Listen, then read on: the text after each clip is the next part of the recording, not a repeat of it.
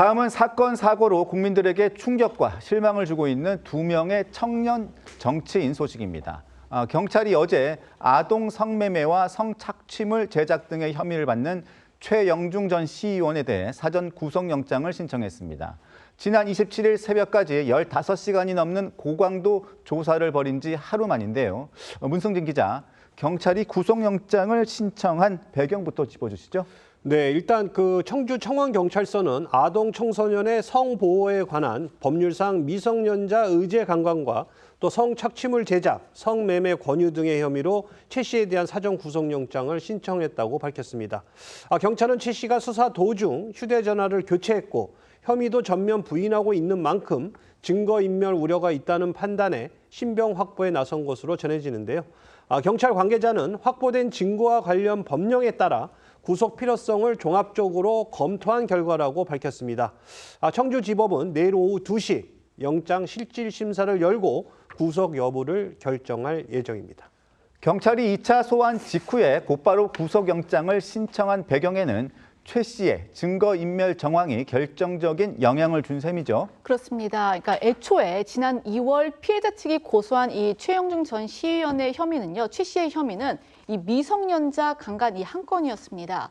최 씨 측은 4월 초부터 이 경찰의 출석 요구를 받았지만 무려 6차례나 출석을 미뤘고요. 지난 5월 23일 1차 조사를 받은 뒤에도 휴대전화가 망가져 사설업체에 복구를 맡기겠다면서 이 핵심 증거인 휴대전화 제출을 미룬 바 있습니다. 하지만 당시 경찰은 최 씨가 혐의를 부인하고는 있지만 연락을 피하지 않고 있고 또 이 강간 혐의를 입증할 증거도 상당 부분 확보했다고 판단을 해서 별도의 강제 조치를 하지 않았습니다.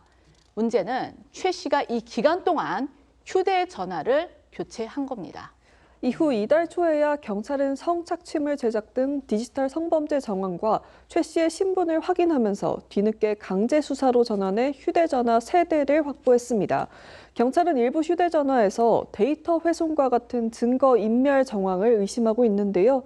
원본 자료를 어느 정도 복구하는지가 수사의 핵심 변수가 될 전망입니다. 또 경찰은 최 씨가 피해 여중생에게 금전을 제안하면서 친구나 언니를 데려오라고 반복적으로 요구한 정황도 확인했는데요.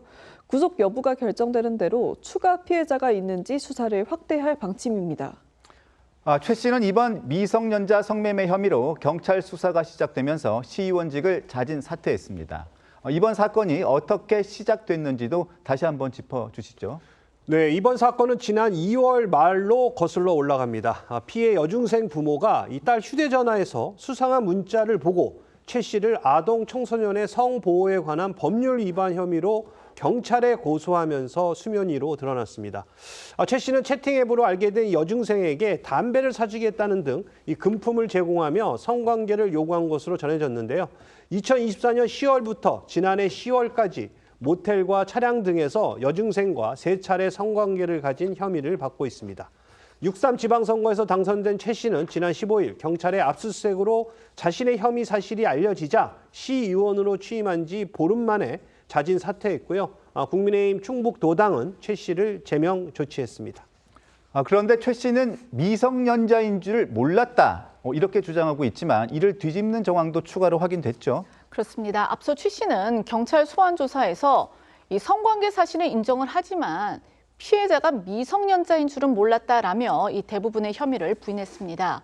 하지만 MBC 보도에 따르면 경찰은 피해 여중생이 중학교 교복의 일종인 이 생활복을 입고 최 씨를 만난 사실을 확인한 것으로 전해집니다.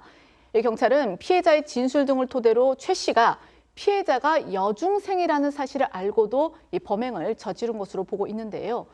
다만 이 해당 보도와 관련해서 경찰은 이 현재 수사가 진행 중인 사안이기 때문에 세부 내용은 확인해 줄 수 없다라는 입장을 밝혔습니다.